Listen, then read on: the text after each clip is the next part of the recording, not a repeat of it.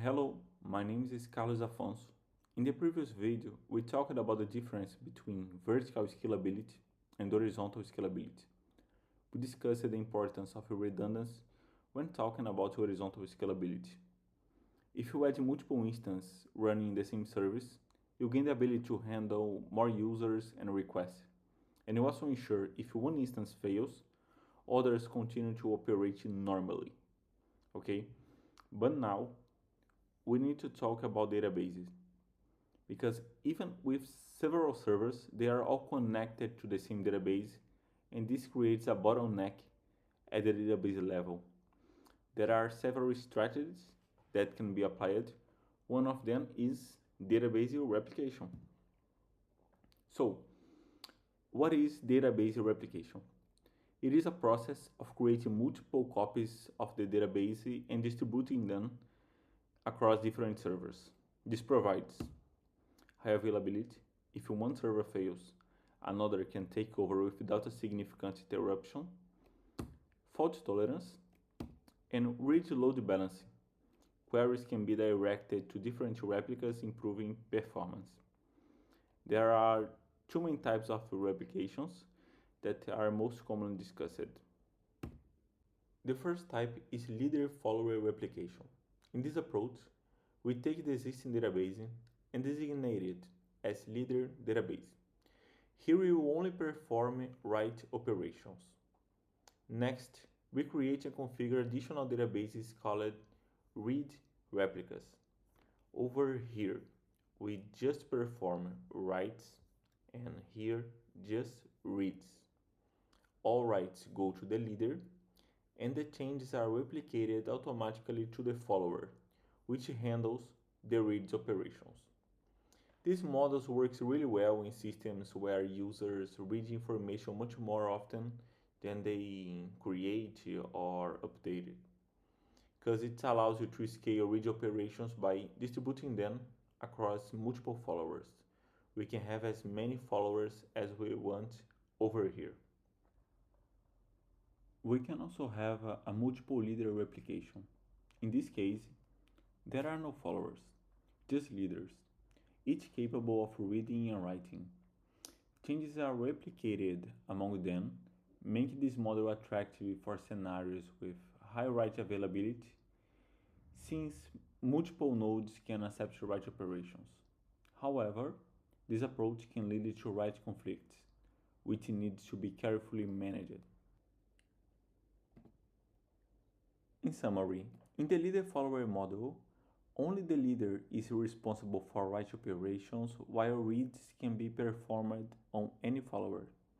The risk of conflict is low because only the leader performs writes, which also keeps the complexity low. This model offers high availability using failover mechanism. This means that when the leader fails, a follower will replace it automatically. Furthermore, since it's been possible to have multiple followers, the system provides high read scalability. So it's a really good system for reading. And the multi-leader, both reads and writes can be performed on any node, which increases flexibility, but also raises complexity. In this case, there is a higher risk of a desynchronization, because each write must be replicated across all leaders to maintain data consistency.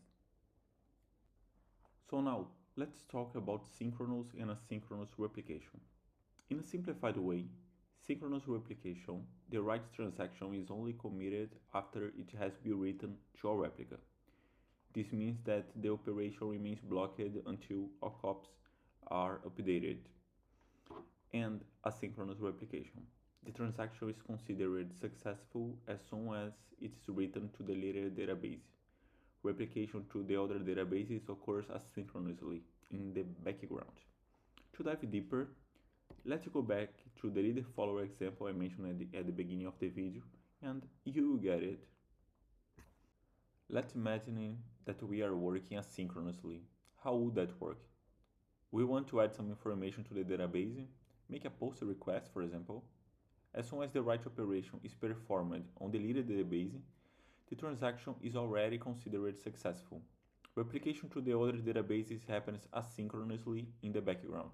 As you remember, we write to the leader and the data is then replicated to the followers. But now imagine that we have a network partition. Something happened that made it impossible to write to one of the databases. In this case, the database itself is still working properly, but for some reason, it didn't receive the updated information. That means if a read operation happens on this database, for instance, if your read logic happens to route the request there, the information will be outdated.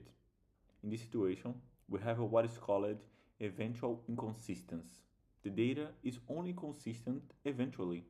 In this case, it's consistent, but in this case, it's not. And there is a solution to this inconsistency problem. We can work synchronously, right? In this case, the write transaction is only committed after it has been written to all replicas. This means that the operation remains blocked until all copies are updated. This would solve the inconsistency issue, right? We only confirm the transaction once all replicas have been updated. Okay. However, if an network partition occurs, the transaction will not be confirmed and our application could become unavailable. In other words, we would face a problem of unavailability. This is a very important point when choosing a database. We can't have the best of both worlds. We need to prioritize either availability or consistency. This choice depends on the nature of the application. If you need to make sure that all the data is always precise, it's better to work synchronously. But if having some up-to-date data is not a problem, as long as the application keeps running, then it's better to work asynchronously. Okay? So that's all. Thank you very much.